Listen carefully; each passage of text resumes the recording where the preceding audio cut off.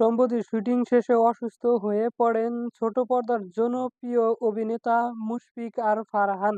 এই যাত্রা তাকে আইসিইউতে পর্যন্ত যেতে হয়েছে। তবে এখন তিনি সুস্থ হয়ে ঘরে ফিরেছেন আর সুস্থ হয়ে ভক্তদের দিলেন দারুণ এক সুখবর। মোহাম্মদ তৌফিকুল ইসলামের পরিচালনায় ফারহান অভিনীত সুইট ফ্যামিলি নাটকটি বছরের প্রথম দিনই মুক্তির পর দারুণ সাড়া ফেলেছে। সুইট ফ্যামিলি নাটকটি মুক্তির ২ সপ্তাহের মধ্যেই ১ কোটি ভিউর রেকর্ড গড়েছে। বলা যায় নতুন বছরের প্রথম নাটকটি বাজিমাত করলেন ফারহান। এই নাটকে তার বিপরীতে অভিনয় করেছেন নতুন বছরের শুরুতেই সুইট ফ্যামিলি নাটকটি অল্প সময়ে ১ কোটি ভিউ অতিক্রম করেছে। অভিনেতা হিসাবে এটাই আমার জন্যই সত্যি ভালো লাগার বিষয়।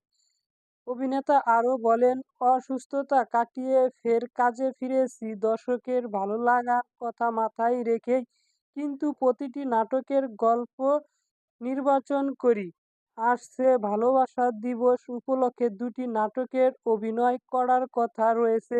নাম ঠিক না হলেও এরই মধ্যে শুটিং শুরু হয়েছে সেগুলোর। আশা করি ভালো কিছু আসবে। মুশফিক আর ফারহান তরুণ প্রজন্মের দর্শকদের কাছে আলোচিত নাম। তার বেশিরভাগ নাটক ইউটিউব